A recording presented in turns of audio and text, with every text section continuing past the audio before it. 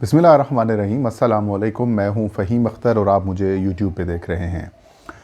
नाज़रीन, आजकल chief election commissioner Sikandar Sultan Raja काफ़ी ज़्यादा फॉर्म में हैं और इन एक्शन हैं। आज आपको बताएंगे अहवाल के उन्होंने एक सूबाई वज़ीर जो कि पाकिस्तान तहरीक इंसाफ से उनका ताल्लुक़ है, उनको तलब किया है, उनको नोटिस जारी कर दिया है और उन सूबाई वज़ीर के ऊपर नाअहली की तलवार भी लटकने लगी है। तो दूसरी तरफ फवाद चौधरी और आज़म खान सवाती के लिए एक अच्छी खबर ये सामने आई है कि आज इलेक्शन कमीशन ऑफ पाकिस्तान ने उनके ख़िलाफ़ जो केस था उसे डिस्पोज ऑफ कर दिया है, निपटा दिया है और दोनों ने इलेक्शन कमीशन से माफ़ी मांगी है। इसका अहवाल आपको बताएंगे और साथ में इलेक्शन कमीशन ने ही बिलावल भुट्टो जरदारी के ऊपर जो क्लियरली वायलेशन थी, ज़ाब्ता अखलाक की खिलाफ वर्जी की, उनको और उनके बाकी साथियों को 50,000 रुपये फ़ीकस जुर्माना लगाया गया था, वो माफ़ कर दिया है। इंटरेस्टिंग है कि ग्राउंड क्या लिया है इलेक्शन कमीशन ने, वो हम आपको बताएंगे। नाज़रीन, आज chief election commissioner Sikandar Sultan Raja की सरबराही में बन्नू की तहसील बक्का खेल, वहाँ पर तहसील कौंसल का और बाकी जो इलेक्शंस थे उसे मुलतवी कर दिया गया था। हुआ यह था कि कुछ पोलिंग स्टेशन के ऊपर हमला किया गया था और उस हमले के नतीजे में जो इलेक्शन कमीशन ऑफ पाकिस्तान का स्टाफ था या फिर पोलिंग अमला था, उसको जो है वो यरगमाल बनाया गया।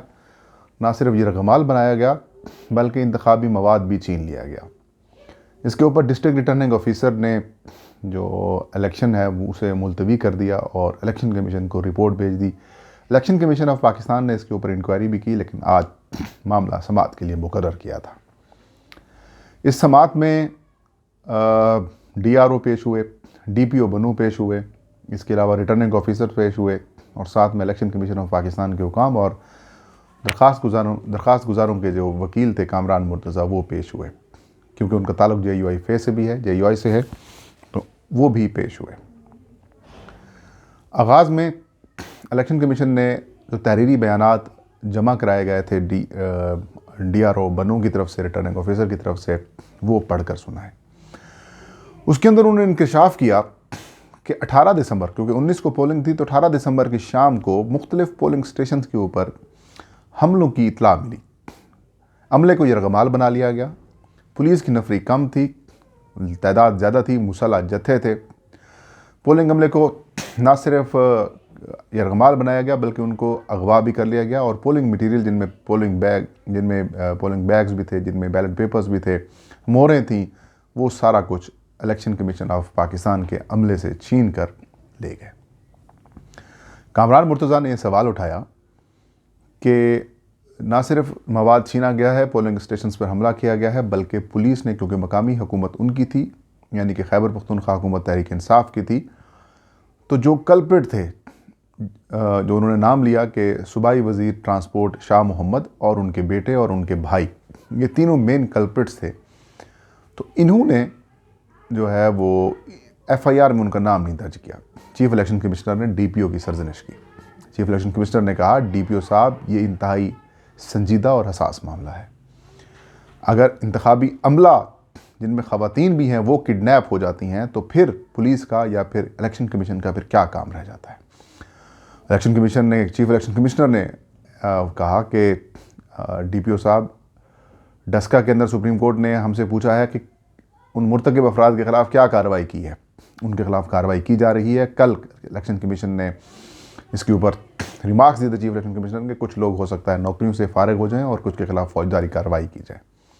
तो जो भी इनको बचाने के लिए, चीफ इलेक्शन कमिश्नर ने कहा, जो भी इनको बचाने के लिए सामने आएगा वो खुद नहीं बच पाएगा, हम नहीं छोड़ेंगे और इलेक्शंस की जिम्मेदारी हमारी है, तो उसको पूरा करेंगे।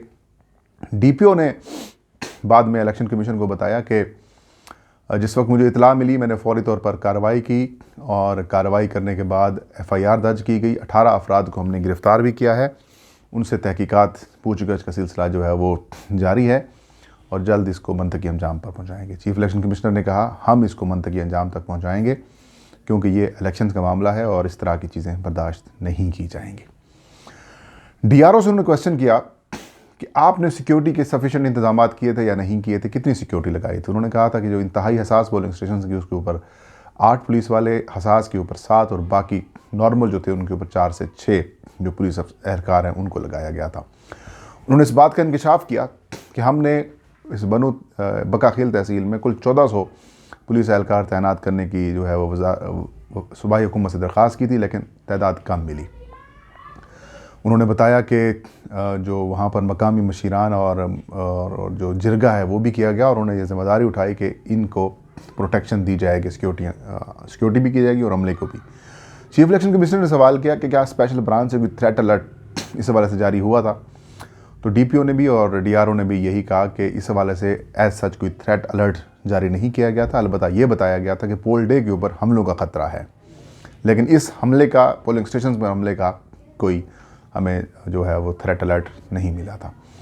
इलेक्शन कमीशन ऑफ पाकिस्तान ने DRO, RO और जो DPO हैं और पुलिस एहलकार हैं जिन्होंने सारे मामला देखे, उनके कॉल्स की ऑडियो रिकॉर्डिंग जो है वो आइंदा समाअत तक तलब की है। और साथ में PTI के MPA और सूबाई वज़ीर शाह मोहम्मद और उनके बेटे और भाई को, और जितने भी दरख्वास्त में जिनको फ़रीक बनाया गया है, उनको नोटिस जारी करते हुए केस की समाअत 28 दिसंबर तक मुलतवी कर दी। दूसरी जानिब फवाद चौधरी और आज़म खान सवाती जो कि दोनों वफाकी वज़रा हैं, इन्होंने इलेक्शन कमीशन ऑफ पाकिस्तान के ऊपर तनकीद की थी। इलेक्ट्रॉनिक वोटिंग मशीन के ऊपर हुकूमत और इलेक्शन कमीशन के दरमियान जो तनाज़ात चल रहे थे, उसके ऊपर इलेक्शन कमीशन और हुकूमत में माबैन काफ़ी ज़्यादा नोक झोंक हुई, लफ्ज़ी जंग भी हुई। इलेक्शन कमीशन ने इन दोनों वफाकी वज़रा को तलब किया था, वजाहत दी थी कि अपने बयानात के ऊपर वजाहत पेश करें। फवाद हुसैन चौधरी ने तो एक समाअत में नहीं आए थे, लेकिन थोड़ा सा ताख़ीर हुई थी, लेकिन बाद में जब वो पेश हुए तो उन्होंने इलेक्शन कमीशन से रूबरू माफ़ी मांगी और कहा कि वो अपने अल्फाज के ऊपर जो है वो शर्मिंदा हैं और अनकंडीशनल अपॉलॉजी करते हैं। इलेक्शन कमीशन ने उनसे तहरीरी माफ़ीनामा मांगा और अब उसे एक्सेप्ट कर लिया है। आज़म खान सवाती ने गुज़श्ता समाअत के ऊपर बज़रिया वकील अपनी माफ़ीनामा जमा कराया था और उस माफ़ीनामे में उन्होंने यही कहा था कि इलेक्शन कमीशन को वो मजबूत बनाना चाहते हैं, हमारा इदारा है, किसी किस्म के कोई हम इलेक्शन कमीशन को कमज़ोर नहीं देखना चाहते।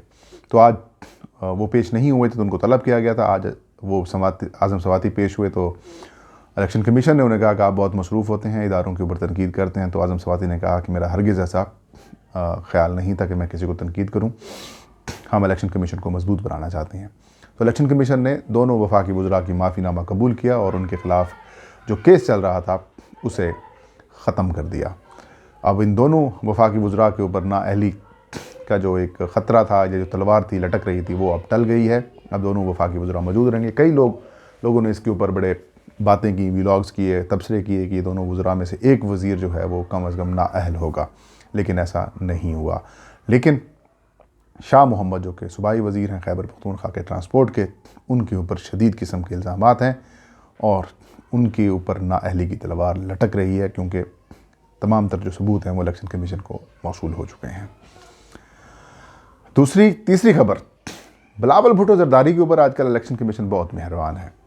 वो कुछ इस तरीके से कि खैबर पख्तूनख्वा के बल्दियाती इंतखाबात से पहले इलेक्शन कमीशन ऑफ पाकिस्तान ने एक ज़ाब्ता इखलाक जारी किया था। उस ज़ाब्ता इखलाक के तहत कोई रुकन कौमी असम्बली, सूबाई असम्बली, कोई पब्लिक ऑफिस होल्डर, गवर्नर, वज़ीर आज़म और इसके अलावा सदर जो है वो स्पीकर, डिप्टी स्पीकर कौमी असम्बली, सूबाई असम्बली, कोई भी सरकारी ओहदे के ऊपर जो मौजूद होगा अवामी नुमाइंदा, वो उन हलकों का दौरा नहीं कर सकेगा जहाँ पर इंतखाबात हो रहे होंगे। लेकिन पीपल्स पार्टी ने वहाँ पर यौम तासीस का इनेकाद किया पेशावर में। बिलावल ने, सईद गनी ने, मुराद अली शाह और इसके अलावा खुर्शीद शाह समेत कादर पटेल और पीपल्स पार्टी के 7-8 अरकान वहाँ पर मौजूद थे। डिस्ट्रिक्ट मॉनिटरिंग ऑफिसर ने इनको नोटिस दिया।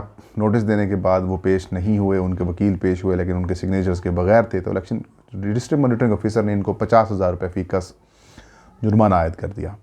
इस जुर्माने को इलेक्शन कमीशन में पीपल्स पार्टी ने चैलेंज कर दिया, क्योंकि हमारा पॉलिटिकल कैरियर है और हमने कोई खिलाफ वर्जी नहीं की, लिहाजा इस मामले को डिस्पोज ऑफ करें। गुज़श्ता समाअत पर इलेक्शन कमीशन ने जो है वो उसमें सईद गनी पेश हुए थे और सईद गनी जो है वो इस मीटिंग के, यानी कि इस समाअत के बाद जो मेंबर्स हैं जो कि इस सारी बेंच को हेड कर रहे थे, उनसे जाके वो मिले और उसके बाद आज तहरीरी फ़ैसला जारी हुआ और इस फ़ैसले में इन तमाम को पे जो जुर्माना था उसे ख़त्म कर दिया।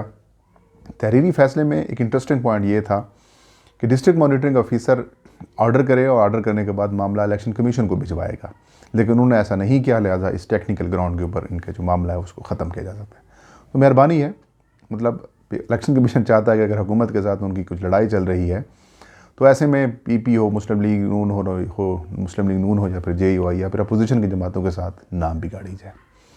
तो मामला कुछ ऐसा ही लग रहा है। तो नाज़रीन, ये थी आज की वीडियो। इंशाल्लाह नेक्स्ट वीडियो में नई खबर नए इशू के साथ मैं हाजिर हूँगा। तब तक फ़हीम अख्तर को इजाज़त दीजिए। अपना और अपने चाहने वालों का बहुत सारा ख्याल रखें। अल्लाह हम सबका हामी नासिर हो।